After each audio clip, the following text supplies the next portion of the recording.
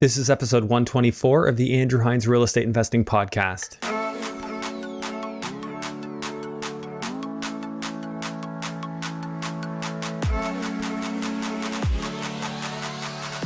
Welcome to episode 124 of the Andrew Hines Real Estate Investing Podcast. Today I have Thomas Lorini on the show, and Thomas is an expert when it comes to distance investing. Thomas is originally Canadian, but he's moved to California where he is now a citizen, and he is still investing in Ontario as well as investing and developing in California and investing in other areas in the US.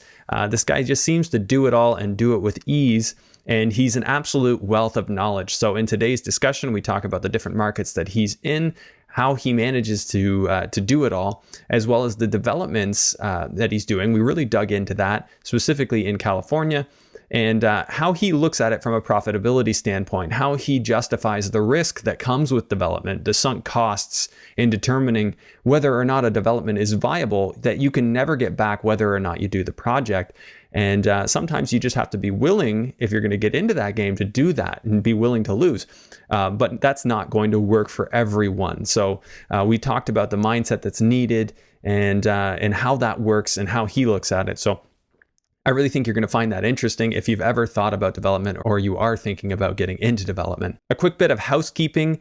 As mentioned on last week's podcast, although I made a mistake, we have Kayla Andrade coming on for a live webinar this Wednesday night. That's Wednesday, June 16th. Kayla is coming on the show and she's going to be talking about Ontario Landlord Tenant Board issues, what's new, what you need to know. And she's also going to be talking about landlording tips and how to find the right tenants, as well as many other things on that topic. Kayla is the founder of Ontario Landlords Watch, and she's highly respected in the community for helping landlords and helping keep that balance of power, because we know that Ontario is very tenant friendly. So Kayla's working on the other end to help keep us as landlords protected the best we can be. So Kayla's coming on. She's going to be answering questions. Please make sure that you register right away for this webinar to secure your spot. It'd be really great to have you there. So you can simply use the link in the show notes of this episode, or if you're watching on YouTube, the link will be in the description below. As always, I ask if you wouldn't mind taking a moment to rate and review this podcast on Apple Podcasts. It will help more people to find it. And if you're watching on YouTube, please hit the like, notification bell, and subscription button if you have not already done so, that you get notified every time there's a new episode. And it'll also help more people to find the show that way as well. Without further ado, please enjoy episode 124 with Thomas Lorini. Hello and welcome to the Andrew Hines Real Estate Investing Podcast. I have Thomas Lorini on the show. Thomas, are you in California right now? I am. Orange County, California. That sounds nice. The weather must be quite nice right now. Yes, the weather is very accommodating. Yeah. Can't complain. Although you're about to have June gloom, aren't you? Apparently, yeah. Well, our June gloom is about 75 degrees, a little overcast, but usually clears up by midday, so no complaints. So Thomas, you have roots in Ontario, I believe. Is that Correct. True? Correct. I was born and raised in Toronto, actually. Okay. And then you moved out that way. How long ago? We moved to California about 7 years ago, 2014, I believe. We initially came for 6 months, give it a shot, see if we liked it. And we're like, yep, we like it. We're staying. Are you American as well as Canadian, or is your wife? At this point, I'm a dual citizen. So my wife's an American. So initially she sponsored me. I got my green card. And after living in the US for 3 years, you have the opportunity to apply for citizenship. And that's what I ended up doing. So I was able to get my US citizenship. And right now, the kids are born dual automatically. So we're all dual. Okay. That's handy to have. Yeah. Right now I'm exploring the investor visa just so that I have the ability to move down there if I choose to. And that's quite the process. So you're fortunate to have that already. I'm thankful. And it's funny you mentioned that a lot of Canadians have been reaching out to me. How did you move to the US? What's the process? Give me some insight. And how do you do it? And more, especially from Toronto, thinking of Florida, it's a few hour flight. It's convenient. The weather's great. But for my situation, it's a little unique. So unless you're single and want to marry an American, that could be still an option for you. However, I think, what you mentioned, Andrew, is probably the next best step as an investor. Yeah, it's interesting how many people, as you said, are definitely interested in moving. I've had so many reach out to me there, for one reason or another, but it's mostly related to our government's handling of the current situation and just not wanting to be in Canada anymore, and which is sad. But a lot of people are saying that, and I guess that's just a testament to there's a lot of people who don't agree with the way it's being handled. So I like that. I was just down in Florida; it's wide open. Everyone, if you're concerned, you stay home. If you feel like you are ready to engage in life, you do that as well. Right. So yeah, California is getting back there, aren't they? We're slowly opening up over the last month and a half. Gyms are open, restaurants are open. So the only thing remaining is the masks, but things are pretty much back to normal. So really thankful and grateful. And like you mentioned, I've got a lot of family and friends back in Canada, and it's been challenging, especially in Ontario for a lot of them. So it's interesting the different, the politics and the different states and provinces, how everything plays a factor. I think, at this point, almost 2 years into it, so people are just frustrated, with these restrictions. But I'm not complaining. At the end of the day, the nice weather does help. Yeah, I definitely wouldn't mind that right now. It's starting to get a little cooler here again, but we've had some nice weather. Yesterday was golfing; it was 33 degrees. So, excellent. Came home at the right time. I came home around the, I guess it was around the 15th, and we've just had. You were gone for quite a while, weren't you? Yeah, 3 months. That's a nice trip. Yeah, sometimes you need to spend some time in an area to get familiar with it, and kind of figure out where I would like to invest and what I would want to do down there. Because for me, it was about putting the pieces together as to what was going to fit with my particular skill set that I thought was profitable and not taking an unnecessary amount of risk, which is, that's something I've had to learn from my previous mistakes, not to rush that process. But yourself, so I mean, the interesting thing with you, and I catch some of your updates, is you're investing in Ontario, you're in Windsor, I think you're in London, you're kind of all over the place, but living in California, I think you invest down there. And I know that you've had other investments in other cities. Tell me a little bit about that. Sure. I think, I've been investing. I'll start basically when I started, in 2004, I bought my first house, basically house hacked. I put a tenant in one of the bedrooms, cover my mortgage. But fast forward, took about 5 or 6 years before I bought my second property. And before moving to the US, I only had about 4 properties at that. 1, 2, 3, 4 properties at that time. Mm-hmm. So once we moved here, and I used to be manufacturing, so I sold the business, transferred, living in California. What am I going to do? I ended up getting my real estate license. I like the real estate, I like the idea of, buying more real estate. But at that point, I'd created a pretty good network, back in Ontario. Mm-hmm. So I figured, can I continue to do this? And, I soon just, started pushing outside my comfort zone, pushing past some of these limiting beliefs that, you got to be within driving distance. You got to be able to see the property. You got to be able to, be present physically to be able to get deals, that sort of thing. But it basically, Andrew, I just started making phone calls and doing everything over the phone, to internet, and just making offers. And things just started to snowball from that point. I was able to, just get some good opportunities by building relationships over the phone. Realtors, property managers, those were my main, go-to individuals. And then once I got a property under contract, getting references for contractors. I had a pretty good team in Hamilton. That's kind of like the first area I was focused in. I still own quite a number of properties in Hamilton. Starting to sell a few of them now. But again, all long distance. If you got a good team in place, people you can rely and trust, you can obviously have them, take video calls or videos for you, and just kind of, be clear on expectations.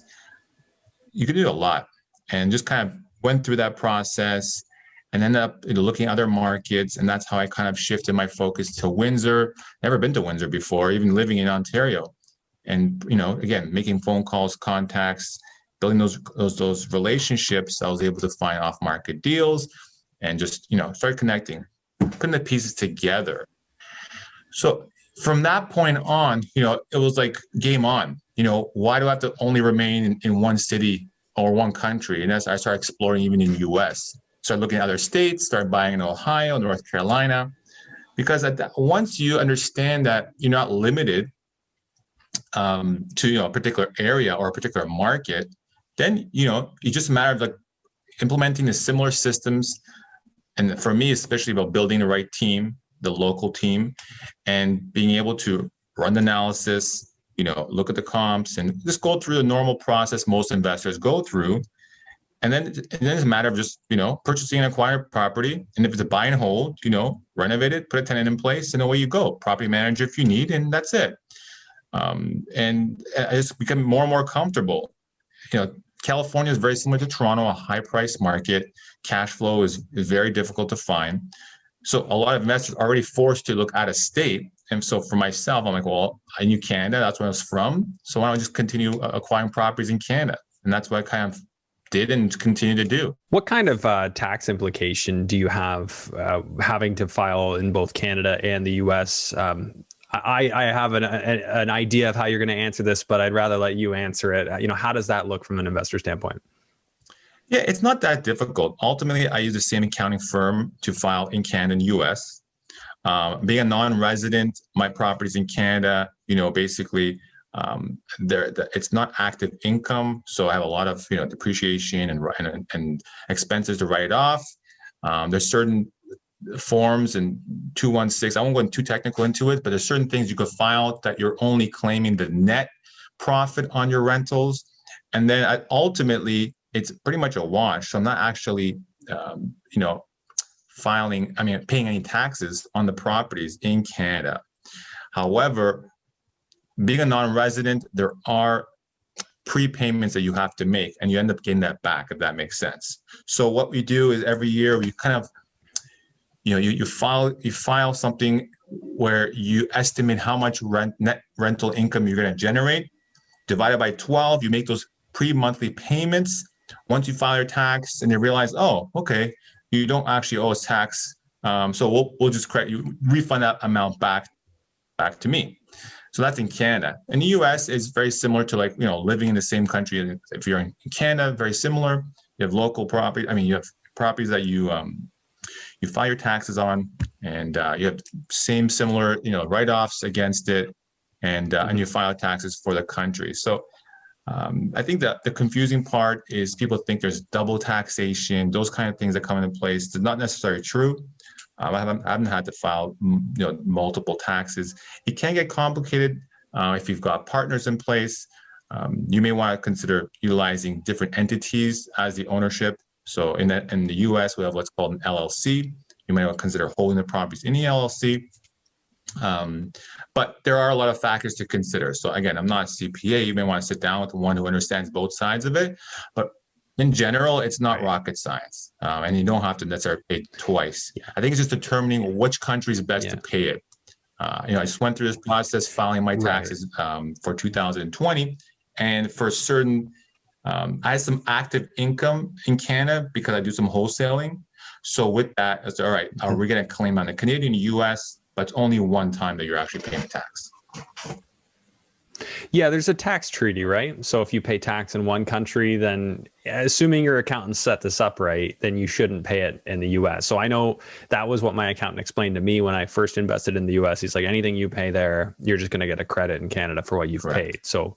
So you still file the income on the properties in Canada too. And then, regardless of what Canada's tax rate is, they'll just say, okay, you already paid that much. Okay, this is what you owe from here. So at least that's kind of nice. So you don't have to necessarily worry about paying it twice. I'm just going through all that right now in my structure to make sure I get it set up correctly so that I don't have to worry about that.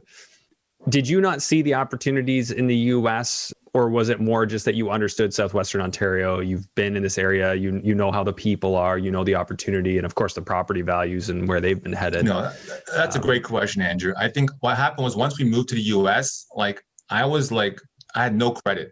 Moving to the US, even though I had great credit in Canada, even though Equifax, TransUnion, and Experian are here in Canada, in the US, I was off the grid. So it took time for me to get integrated into the US system.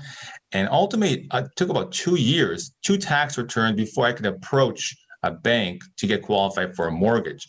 And it wasn't necessarily that easy. Like I had to actually go to a bank. Initially, I felt like I was like 16. Here's $1,000. You know, they secure it to a credit card, and then they start generating some credit. And after 6 months, they're like, all right, here's your $1,000 back. And then we just slowly start increasing your limit, and then you get another credit card. So you have to play that game, start building that credit, start getting into the system, into the US system, and slowly you start generating a credit score. The higher you get, the more they're going to lend off of you, and then you get a line of credit here. So the process here to get a mortgage is pretty much 3 steps. You know, you need 2-year tax returns, confirm you have income, and you have a decent credit score, which is usually above 650. So that's pretty much the general steps. So initially, the first 2 years, I'm like, I can't even buy a house here, you know, rental property or not. Yeah. Of course, there's hard money routes. There are other ways to do it. But, you know, I was new to the US. I didn't have that deep of a network. And for me, it just felt comfortable. I'm like, well, I've got a portfolio there in Canada, a lot of good contacts. So why not just continue to do that while I'm waiting here in the US side? So a couple of points on that. And I learned this sort of in my first go around, but there are some, and now, there are some tricks that you can kind of get around some of that with. So for one, I'm already building my US credit right now because I got an RBC US credit card. So they used my Canadian credit card to qualify me, but it's reporting to the US credit bureau.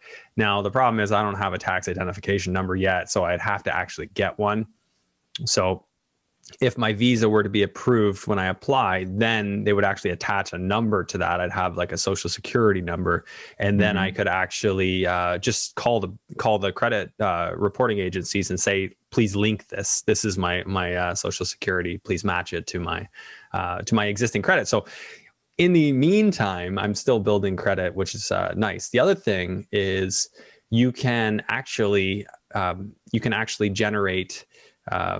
You can actually get a mortgage from RBC US and TD US, and I think BMO will lend to Canadians based on their Canadian credit. So there are some workarounds, although they're very restrictive in how many properties you can buy. So I think that's where the real problem is, because if you have a bunch of properties in Canada, they might say you don't qualify because you have too many properties.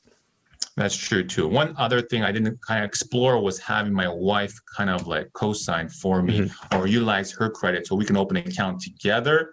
Even though we had a joint account, you know, for whatever reason, there's a way of doing it where her credit, being a U.S. citizen and having a lengthier term of credit, would be able to boost mine higher and stuff. So if you know someone in the U.S., family member, whatnot, that's another avenue to explore as well. Yeah, to go on the mortgage together. Right. Yeah, and it works the same way here in Canada. So I think there's a lot of similarities between how the countries operate from a mortgaging standpoint, and that's handy to know. So really for you, sticking in Canada was about, I'm set up there, I have credit there, I can get mortgages there. You still had your Canadian tax returns. Did they know, like when you were applying, did you disclose I'm no longer a resident of Canada? So it's funny, you know, we moved in September and obviously we file our taxes in the upcoming year. So I was able to squeeze out 2 more properties in December of 2014 by getting Canadian mortgages. But once we rolled into 2015 at that time in January, it was pretty much cut off, you know. And then, you know, I'd start letting everyone know that we were officially non-residents. And then, you know, it just kind of raises a bunch of flags and, you know, the system starts updating. And then once we file our taxes that April, then I was officially like, you know, a non-resident, couldn't apply for Canadian mortgages any longer. And what I do currently is I just continue to roll some of the mortgages I do have in Canada from that time. Yeah, just like to renew. So like you just keep just renewing. To renew, just pretty much push a button, renew it type of thing. So I don't have to get apply and you know, then they do all you know, a deep dive into all my current situation.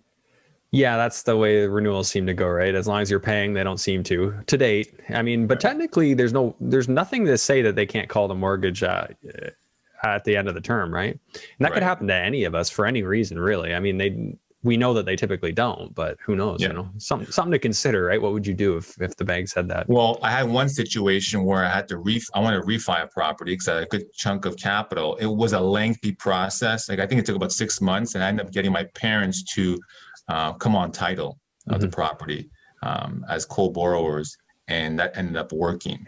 But it's not something that's really duplicatable. It was like I said, lengthy process. And then additionally, the rate wasn't super, it wasn't that low in comparison to just traditional rates. So it's something to consider. There's always little options here and there, but you have to kind of weigh the pros and the cons if it makes sense. Yeah. Well, similar issues on both sides of the border, right? If you want to be a Canadian investing in the US, you got to consider this. Although I think there's a lot more options for Canadian investing in the US than vice versa. I think it's probably a lot harder to be an American trying to invest here. You rarely hear Americans investing in Canada. Yeah. But it's funny, and Canadians are the second largest investors in the US after China. But I kind of tell people here locally, I mean, you need to explore Canada. I mean, the exchange rate alone, you're getting a 25%, head start against your local competition. So the exchange rate alone is a benefit. But again, you have to know what to look for, the markets and whatnot. But overall, in general, I think Canada is a very stable market. In the States, I find, depending on the state, things can be significantly different. And obviously, back in the recession, 08, they had implosion, just kind of like the rules and the way they had things laid out. But in general, you don't have too many Americans invest in Canada. It's something for them to consider. Yeah. Yeah. I mean, definitely an opportunity there. I've got some Americans that follow me that are interested. They're like, oh, I'd like to get on that. But, here's the problem. You're American. So, there's all this red tape. And then, and most people don't want to deal with it. Right. So it's really got to be worth it. You got to know that that's a direction you want to go to set up the structure that, you're going to have filings and stuff. And I was actually really relieved to get rid of my US entities. So I didn't have to file a US return anymore when I finally did. But right back there now. So we'll be back at it. But whatever. I mean, this is why you have good accountants. So you don't need to worry about it. Exactly. What's your portfolio look like right now? Like what are you holding and where? So it's a combination. I've been selling a few properties over the last year. Currently, I'm around 65 units. It's a combination of Hamilton, Windsor, bought a 22 unit in Cambridge with a few partners in January. I actually have to update it. Bought a 6-unit motel last month with a partner out in just north of London, and under contract for an 8-plex. So it may be, by next month, it'd probably be in the 70, 75 range. And in the States, I'm involved in a number of different projects here. I just kind of shared something earlier this morning on my social media handle, doing a lot of new construction over here. So that was another thing in terms of, what asset classes am I investing in? What type of investments do I have to move forward in? Because I'm a non-resident and just to kind of ease of the type of investments, I've been doing a lot of partnerships. That's one of the ways I've been able to continue to grow my portfolio out in Canada. And like I said, this year alone, probably after next month, probably up to about 35, 40 units. Partnerships are great. If you know the people, if you trust them, you have a good relationship with them. I know a lot of people I just want to buy on my own. That's great. But, for myself, it's been great to kind of continue building my portfolio, completely, not local and just kind of like, almost offhand. And everyone brings a certain value to the team, depending on if it's, sourcing the deal, the opportunity. One of the deals, I was able to cross-collateralize one of my other assets to bring a better loan to value, whatever it is. So that's kind of like in Canada. In the California high price market, getting into new construction, build to sell and also build to keep. And that's something, this year I'm really venturing into. We just locked up a 4-lot project. We're closing it next week, and we're gonna be building 4 homes and then selling them. So we're looking at doing a combination of buy and build single family homes, build and keep more of apartment style projects. So that's something that's going to be, starting from this year forward. We've got another number of opportunities and deals in the pipeline. So that can escalate quickly. Like some of the apartment deals alone are like 200 plus deals. So 200 plus units? 200 plus units, yeah. Oh, okay. So you're not playing small there. You're doing no. Things are going to escalate quite big over here. If things happen, it's just the process is a little slower, especially the entitlement and that sort of thing. Once we get through that part, like we've got several projects. The first one, probably 216 units here in Southern California. We've got another project that's about another 270 units in Tucson, Arizona. So again, there's a number of things that we are working on. We either have under contract or we actually own, and and we're in the process of building. Mm-hmm. Wow, you've got your hand in a lot of things. Now, do you find that these connections you have, this is all due to your skill in networking? I know you're a realtor. Does that play in? Like, how did you formulate these contacts? Yeah, I really preach networking. I think that's one of the biggest things as a newer investor or even someone who's been in this business for a long time. I do everything through networking. Just in the last year, through all social media, contacts, I'm able to find my partners, raise the capital, look and find the opportunities or disposition to opportunities. It's just been amazing if you're able to understand and utilize social media and networking to your benefit. Prior to COVID, avid networker. I was going out once a week minimum to events, a lot of these real estate type of workshops where you gather to educate you or to kind of share kind of their story. Mm-hmm. But then you're surrounded around other like-minded individuals. You meet, you exchange information, you stay in touch, and opportunities come up from that. And it's all about building relationships. So I really recommend and I promote people to network constantly. And that's what I do. Now, obviously, with the last year and a half with COVID, we've had to kind of transfer everything online. So even with these events, even with not being able to go physically, there's a lot of these Facebook groups and different networks that you should be able to tap into and just make those contacts. And that's where I met several of my partners this year and able to raise the capital as well. So networking definitely is a benefit. Here locally, I do have some advantage. My father-in-law has been a builder for 40 years.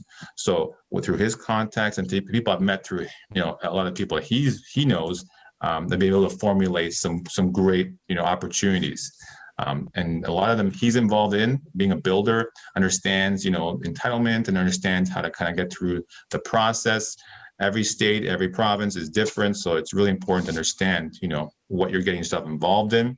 But a lot of times constantly networking through Facebook, I was able to bring in someone and we're working closely as a partner, raising the capital for some of these projects. So again, network as much as possible. I'm totally all about that. Yeah, and I have to agree. I think it's huge. It's something I never really took seriously until after I had quite a bit of success with real estate investing. Like I had networked with, a handful of mentors, but I never really branched out beyond that until more recent years. And like since starting the podcast, just the amount of connections, you learn little bits and pieces from different people. In my case, I think the biggest advantage is if I ever have an ask, I've got a pretty big base of people that I could reach out to and I need to know this, somebody, and it's so quick that that's been huge, right? Just finding good contacts for lawyers or what have you. So really a big benefit. But what would you say to someone who is in the US or even here and they want to learn about this development process? Because you're getting into these, start to finish, you talk about entitlement, and that, correct me if I'm wrong, is just the process of basically getting the land ready to go for a permit. Is that true? Or even earlier than that?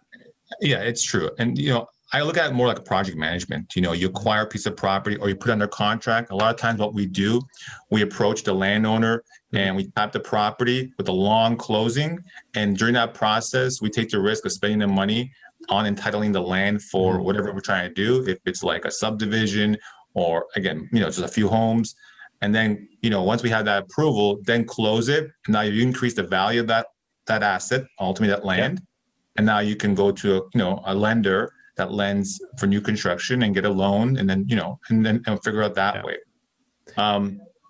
In terms for someone new, when I first moved here and I started understanding how this land development and entitlement works, it was an eye-opener. It's not like any other asset class. Like some of these projects, they go on for years. You're dealing with different agencies, environmental agencies.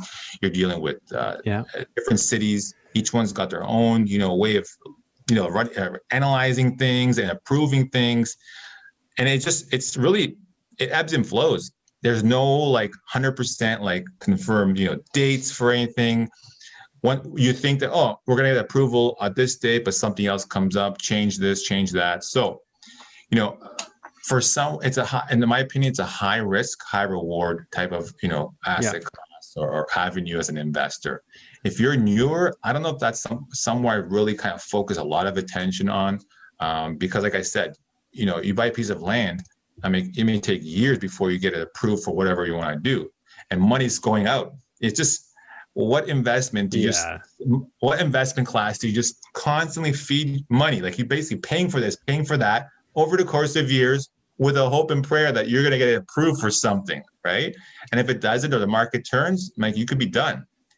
So it's hard for most people to justify that, right? That's why most people don't get into it, right? Because it's like going to a casino, but the odds are actually in your favor to win. But if you don't, the cost is astronomical. Like, the loss is astronomical. So you have to find a way. And I've constantly said on this show, and I've talked about it, I think the best way is when you own a piece of cash flowing real estate that has land attached to it, where you can use the cash flow from the property to pay for the soft costs to figure out if you can do what you want to do on that extra land. And I'm working with a guy, one of my coaching students, and he's severed off a piece of land in Windsor next to his house, and he's right now just about to break ground on a new student rental duplex. So that's an example of, he was making great cash flow, and now all of a sudden he severed this off. So his property is still worth the exact same. The lot's free to him minus the planning costs, and he's ready to go. Those are the type of opportunities I think make a lot of sense for a foot in the door into the development world. And then once you do that, then you start probably getting a little bit more savvy, knowing which risks are worth taking. But if you don't have a plan B, that's where it gets tricky. Like, do you feel like you have a plan B? Like, say you bought a piece of land and you're going through the entitlement process. Could you tell me what that looks like and what you would do if you got a no? Well, again, it's high risk. So it's almost, if you go down this, I kind of diversify. So I'm not in one asset class, 100%. So I've got my buy and hold assets that I've held for a number of years. I do some wholesaling as well for some active income. But in terms of the land, there's going to be a certain segment of my time, energy, and resources I'm going to put into land development. Mm-hmm. And again, some of them, I've been fortunate where my father-in-law has already started the process. We've had the property for a number of years, or we have a relationship with the owner. Like, we just about a week ago, we tied up a property that's 5 acres, and we could potentially build like 120 units on. Mm-hmm. Now, again, one of those creative ways of dealing with the seller was having a 2-year escrow. So again, as I mentioned, you put a down payment, tied up for 2 years, you're not releasing a lot of capital. So that mitigates your risk that over the course of the first year, you're going to be, working with the city for approvals. If you get a hard no, well, my risk is the deposit. Maybe I've released some additional funds in between, but it wasn't like the $1 million that I have to be prepared to pay at close for that land to buy it. So you can back out if you don't get your approvals. Yeah, okay, exactly. So what would you be in for on your soft cost? So your deposit might be what? Let's use this particular deal as an example. Sure. So we list the property for 1.3. We negotiate it. We put under contract for just under 1.1, but the location is great. It's about 5 acres, a prime spot. We did a similar project that we're in the process of selling to a merchant builder currently down the street. So we're familiar with that city, the area. But the way we negotiated with the sellers, we're like, all right, we'll give you just under 1.1, but we need 1 year to close with an option to extend it 1 more year. Mm-hmm. Now with land, it's one of those unique type of asset class where it's like, all right, you're not going to have buyers lining up even in a hot market. We put $25,000 to open escrow, and we get 60 days to do due diligence. And then once we go firm, we actually release that $25,000 to the sellers. It's applicable to the purchase price, but they get some capital initially. So for them, like, all right, that's nice. And then what we did was every quarter, we're going to release them another $10,000. Okay. So for them, this land ends up kind of becoming a little bit of a rental property. They're getting some income off of it. For us, our all in is probably about, 60, 70 grand. So if in a year's time, we're ready to close, great. If not, and we need extension, it's only going to cost us, I think the extension we negotiated was about another $20,000. But then you'd be still every quarter giving them another, 10 grand, you said? Correct. So in a worst case scenario, you go 2 years, how much money have you paid that seller? I think 150 is the out of pocket max. Okay, so 150,000 covers everything to figure out whether or not you can develop this property. Correct, but you would know way in advance. So you're going to have some indications probably in the first 2 months. You're going to know whether they're biting or not. Yeah, you're going to know with your first submission what the city's appetite is. And, obviously, if the land is zoned correctly, you already know you can do something with this property. Now it's just a matter of like, okay, what can we do? We're trying to go for the maximum. If it's 125 units, the city may come back and say, no, you can't do that there. Maybe we'll give you 70 units, 80 units, 50, whatever it ends up being. But that's a process, a lot of back and forth. But at the same time, as we move forward, we also have to make a determination if it makes sense to proceed. If it ends up being like you can only get so many units and the combination, of the land plus the cost to build, is it worth it? Maybe, maybe not. And then you just pull the plug and you cancel the deal at that point. Okay, so you're not typically going to spend 150 to figure that out. You're probably going to be able to have spent like maybe 50,000, and you'll know if you need to pull the plug. Correct. Yeah. Now, what I'm sharing here is it's not every deal. There are some deals that you're going to have to close. So if that's hard cash to close on the property, like $1 million, or you're going to get some sort of land loan. That there are some lenders that lend on land, maybe like 50% loan to value. So you're basically dropping $500,000 to acquire this property with some financing. I mean, that's at times, you have to do that as well. Yeah. So you really need to know and understand to really get involved in this particular, segment of real estate. Yeah. But the rewards can be significant because once you get, property approved for a subdivision, for an apartment, you've increased the value, 3, maybe 4 times. So for instance, this one at 1.1 plus your, plus whatever, maybe your soft costs are like 60, 70,000 on top. So you're almost for 1.2. If you were to buy that, and that's now entitled, meaning that it can be used for the 160 townhouses or whatever you have planned. Right. If that's the case, what's the value now of that land? Yeah, obviously it's subjective, but in a worst case scenario, if we're able to get like 100 plus units, you're talking about just the land alone approved, probably 3 million. So you're easily doubling, potentially tripling. So okay, that's kind of like the model you want to be able to do, or else what's the point of doing all extending all this risk for what reason? Yeah, it's all risk reward, right? If you're the way I would look at it is, what if I want to take 1 shot a year or 2 shots a year, and I know that I'm risking $50,000 a piece to know whether I'm going to be able to move forward on them, where am I going to generate the money to cover those losses for the ones that are losses? Correct. How do I fund that and be okay risking that amount of money? So if your greater real estate system allows for that, I think the eventual, when you strike gold, it's worth so much money that it makes it worth just having that always as part of your portfolio, always trying to develop some stuff. And I've seen that a lot. My mother-in-law develops a lot of stuff, and she doesn't always know, but she follows the process through, and doesn't win on all of them, but definitely is finds a way to do something. And even if she doesn't get 100, maybe she gets 80 units or something like that. But man, the way the values have been going here, it's been very profitable for her. Right. And then also, Andrew, you have the option once it's approved that you can just sell it to a builder. Yeah. So you can go all the way through and build it yourself, or you say, well, I got something now that's tripled in value. I could just sell it now to a builder. They just want to go vertical, and you walk away, you're done. You could just take your profit. Take the profits on the table, cash it in, or you can go all the way through and say, well, actually, we want to build this thing because there's so much meat in the bone. If we were to go all the way through that, we can another 3-4 million, whatever it is. But I mean, the question I come back to with that is, what's my business? Am I a developer or am I a builder? Like, those are different things. And if you wanted to just be the builder, why not go find somebody else that already got the land entitled and you can just go ahead and build it? I've noticed that the developers, when they price these things, they price them pretty aggressively. Like when they try and sell them, there isn't a lot of meat on the bone for me as a builder if I wanted to do that.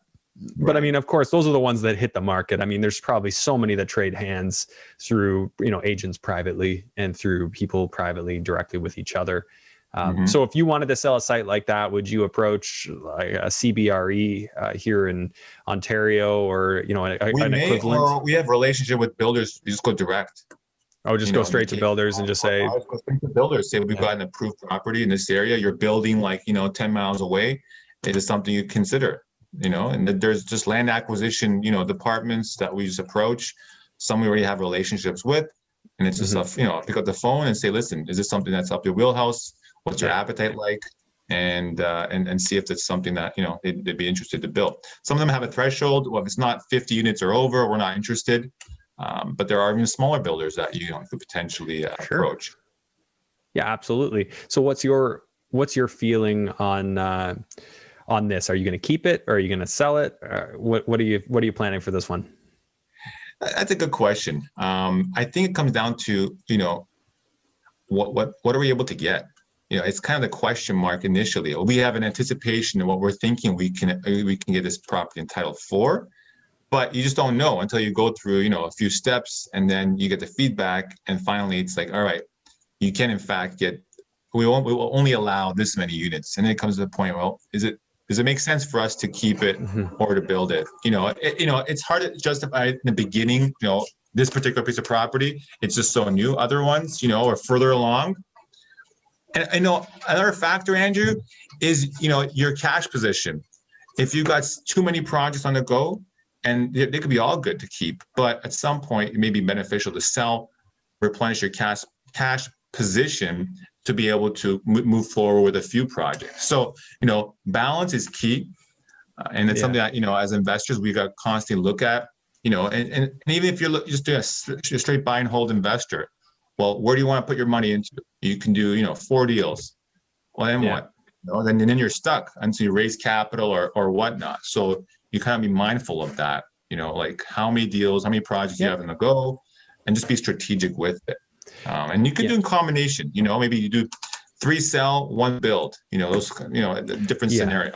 That's my thought too. I don't know if I told you this, but I tied up 5 lots in Florida. So I'm looking to, probably build it, 2-3 at a time, and then just keep acquiring lots and keep that going. And then, sell 1, keep 1, or sell 2, keep 1, whatever's needed to kind of drive the right amount of active income, and then also building the portfolio. And not a bad place to own some property with all the sunshine. Can't complain about that. One more thing I want to, since we're on this topic of entitlement and new construction, one thing I should say is that entitlement, your operations are much smaller than construction. But ultimately, as our operation, whenever we were looking just straight entitlement, you probably only need like 2-3 individuals. Whereas and for construction, you need an entire team. And is that going to be an entire? Are these people going to be on your payroll? Are you going to sub it out? Like, these are all considerations to you have to kind of factor in. It's a different business. It's a different business altogether. You can have a small operation doing the entitlement, whereas the construction is a totally different avenue. Yeah, you'd be working with, for clarification, you'd be working with urban planners, engineers, consultants, people who are going to do traffic studies, heritage studies, any kind of study the municipality requires. Similar requirements here in Canada. Like if you're developing here, I'm sure that it's different, of course, but there's a lot of similarities in how they're requesting. Here, environmental is huge in California. You have you've had properties which has like a rare rat or a mosquito. So you have to do specific studies on it, and those studies may only be done. You may only be able to do those studies once or twice a year when it's like mating season. So these are things that you don't even think about until you're involved in a project. Oh, at this area, this is this particular thing is happening, and you're like, all right. So now you've got to kind of mitigate for that, rearrange your schedule, and say, okay, we're kind of on hold until we're able to do that that particular Right. thing. Yeah, you got to know, and you won't know until you have that initial consultation. They tell you, here's the laundry list of things we would want if you want to develop here. Yes. Yeah. And that's where you get a lot of clarity. And then I think also from a buyer's perspective, if somebody's looking to buy, you could sell before you have entitlement if you can show what the city is saying, how they feel about it, what they've commented. There is some value, although no guarantees. But Correct. from what I've heard, it seems like it's relatively rare that the city changes their requirements midway. Like if they tell you that this is what they want from the beginning, they might clarify, but I haven't heard too many people say that they've done like a 180 and changed their mind. Right. It may have to be something extraordinary. At the end of the day, usually it just things get pushed further down, not necessarily because they're changing their mind, but things come up. Right. And, and it just surprised sometimes based on the engineering, based on, the different personnel change in the city. That also kind of has an effect on a project. So Right. you have a personnel change and all of a sudden someone brings in, a different set of eyes, and they may have some additional requirements that you have to do. So anyways, it's something to kind of factor in. Yeah. There's no guarantees, right? Never are. You gotta be willing to take at least some risk in this business. So it's super interesting. We don't often get into development on this show at this level because it's not that many people are doing it. But what's your typical structure here? Are you typically the money partner, or are you coming in doing a little money, a little expertise, or how does that work? For the entitlement specifically? Yeah. So usually I'm more on the active side. So I'm bringing in, or I'm raising some capital.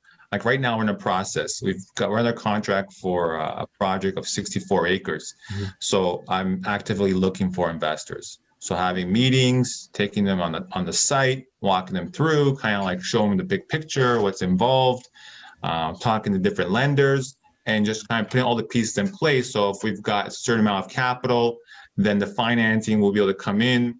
Is the financing going to be able to come in all at one time, or is there intervals? And that's the challenge. Like lenders don't necessarily want to lend on just raw land. Right. So you have the land acquisition, then you have the horizontal work, which, depending on the size of the project, can go on for months, if not a year, until you're at the point where you can go vertical, meaning you can actually build. That could be a year away.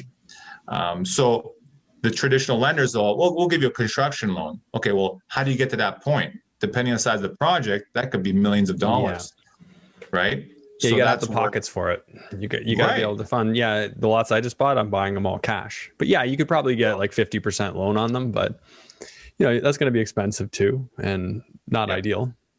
Right. So that's where these, networking and these relationships come to play. And a lot of times, it's just, you meet a lot of interesting people when you're out there connecting. Sat down yesterday with someone that's like in the music industry and has got a deep, network of people in that industry. There's money in that industry. He's able to potentially bring in the money that we may require for development. That's one segment. Another one is, another investor. Deep pockets, he's also in real estate, and he's interested as well. So again, without going too much detail, you're bringing people together. So is it you? So on the active partner side, is it just you, or are you working with somebody else as well? There's two of us right now on this side, and neither of you guys are the finance guys. You guys are the active guys. Exactly. Yeah. Okay. Then once a project under contract, then we may kind of switch roles and become more in terms of management and kind of getting different, different people involved to actually push the project forward. Yeah. And then the great part is that, I've got my father-in-law who's got the deep experience. A lot of times when you're working with sizable projects, they want to know, like, well, this is not like building one house. Like, we're building either a community, a subdivision, a large project, it could be apartments and whatnot. So having someone that has the experience and the level of sophistication who understands that, on board is super important, because even if, number one, to confirm that you're able to do it, the credibility is there. And also for the financing, you want to know, like, well, what have you done? So on a similar scale, when you're going to go with financing as a flipper, an investor going to flip, but what have you done? Have you ever done this before? Well, I've never flipped before. Well, it gets a little more challenging. But if you're able to prove I've done 3-4 flips in the past year, no problem. Run them through the scenario, show them that you made money, and it's much easier to get the financing. So this is kind of similar, just at a larger scale. Yeah, that makes sense. So primarily for the lenders that you're going to want to be able to show them experience. Is that true? Does the city care as well when you're getting into these larger projects? Well, the relationship of the cities matter. That will, yeah, but not specifically outlined that they want that. Yeah. And the thing I find with the actual execution of like, say, servicing or preparing, lots to be able to be sold is they want an engineering consultant to certify everything anyway. So you're not really the guy that's overseeing it. Yeah. So that's nice. Like I love being that guy at the top, just pull the strings and let everybody else do the work. No, exactly. Yeah, it's fascinating, and that's kind of like where I'm spending more and more of my time, because the potential is there. At the end of the day, you do one project, in 1 year. I mean, it could be significant return if you're able to execute it correctly. Yeah, absolutely. Like if you were to build this all the way out, hire a builder on the one you talked to me about, could there be 5 million profit there, 10 million? Oh, yeah. At that level. Exactly. Yeah. So that's where you really start to feel like you're winning. Now, your investors, are you like syndicating a group of investors together that are going to take 50% of the project? Is that how that works or something like that? So not a pure syndication, more like a JV. Okay. So you might have a few though? You might have a few investors. Yeah, and that's the thing. At this level, sometimes only 1 or 2 individuals. Yeah. They may raise it through their network, but really only bringing in 1 or 2 individuals. Okay. Because again, because it's so much capital, we're at that point where you want to bring in like 100 people or 50 people. It just gets too confusing. Yeah, that's too much to manage. Just the relationships with them, right? We want to keep it simple. If you're able to bring in 1 or 2 individuals. If it's their own capital they're bringing in or through their network, fine. They raise it individually. But for us, it's just easier to manage, easier to move forward and create the structure. And usually for the money, they're going to want, 50%. So that's kind of an important factor that you have to consider. Like what's your percentage that you're left with? If you got the banks involved on the loan and you bring in a partner for the capital, the difference, whatever it is, 20%, 10%, whatever that is, well, what are you going to leave for yourself? So it's got to make sense as well. As big of a project it is, because really the reward is at the end. Yeah. You're doing all this for that piece of pie at the very end. And it could be worth it though. You have enough of those going on, all of a sudden in 5-10 years, you find yourself extremely wealthy with all these projects coming to fruition. So it is a bit of a waiting game, but that's why it's got the big payoff, because so few are willing to take the risk, go through the work and effort and wait. It can definitely pay big, but I'm sure it could hurt too if you get into something where the city's not on board. So you got to know what you're doing.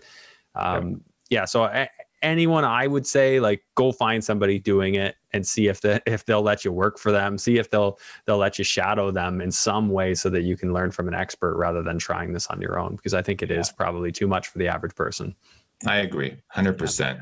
I bet the challenge is finding someone, because in terms of like just the plethora of investors out there, not that many are doing this kind of work, land development.